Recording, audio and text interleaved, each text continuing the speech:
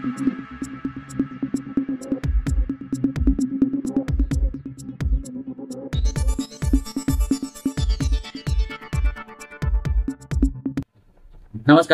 पाहूया शेअर मार्केटमधील काही ताज्या घडामोडी.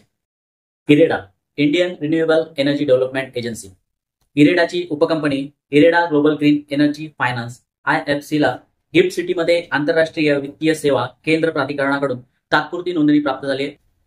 मंगळवारी सकाळी कंपनीने मोठी घोषणा केली आहे. कंपनीने नेपाळमधील हायड्रो प्रकल्पासाठी HJVN आणि GMR एनर्जी सोबत करार केला. मंगळवारी इरेडाचा शेअर 4.5% वाढून 233 रुपयांच्या पातळीवर बंद झालाय. रिलायन्स इंडस्ट्रीज RRVL म्हणजेच रिलायन्स रिटेल व्हेंचर्स लिमिटेड आणि डेल्टा गॅलिल यांच्यात एक धोरणात्मक करार झालाय. डेल्टा गॅलिल हा एक इस्रायली पोशाख ब्रँड आहे. हे जॉईंट व्हेंचर अपॅरल इनोव्हेशन प्लॅटफॉर्म तयार करण्यासाठी करण्यात आलाय. मंगळवारी रिलायन्स इंडस्ट्रीजचा शेअर 0.5% घसरणीसह 2,924 रुपयांच्या पातळीवर बंद झालाय. ज्युबिलंट फार्मोवा लिमिटेड. कंपनीने एक्सचेंजेसला सांगितले की उपकंपनीच्या US युनिटला US FDA कडून VAI प्राप्त झालंय. 28 मे ते 6 जून दरम्यान या युनिटचे ऑडिट झाले होते. मंगळवारी ज्युबिलंट फार्मोवा लिमिटेडचा शेअर 1% घसरणीसह 1,018 रुपयांच्या पातळीवर बंद झालाय. हिंदुस्तान झिंक कंपनीने स्कायपर लिमिटेड सोबत करार केलाय. ट्रान्समिशन स्टील पोल स्ट्रक्चरसाठी हा करार करण्यात आलाय. भारतातील सर्वात जड ट्रान्समिशन स्टील पोल स्ट्रक्चरसाठी हा करार करण्यात आलाय. मंगळवारी हिंदुस्तान झिंकचा शेअर 1.25% वाढीसह 486 रुपयांच्या पातळीवर बंद झालाय. इझमो कंपनीने इझमो मायक्रो ही भारतातील आघाडीची सिस्टीम इन पॅकेज म्हणजेच SIP उत्पादन सुविधा सुरू केली आहे की जी आता बेंगळुरूमध्ये कार्यरत आहे. कंपनीने सेमीकंडक्टर पॅकेजिंग मॅन्युफॅक्चरिंगसाठी एक युनिट इझमो मायक्रो सिस्टीम्स लॉन्च केले.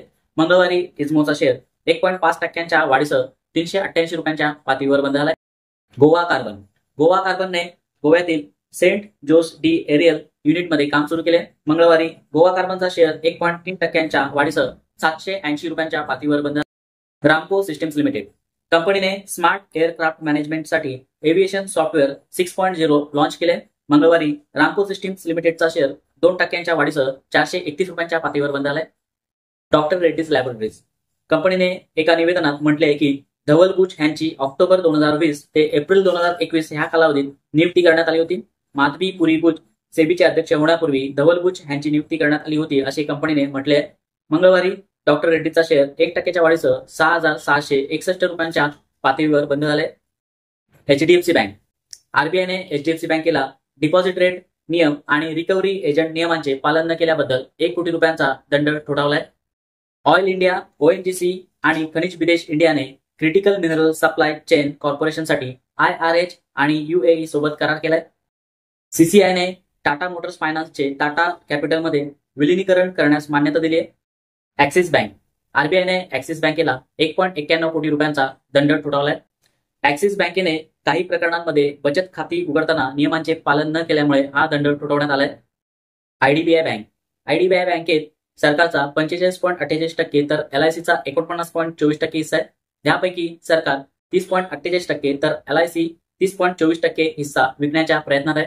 मंगळवारी IDBIचा शेअर 1.4% वाढीसह 88.74 रुपयांच्या पातळीवर बंद झालाय.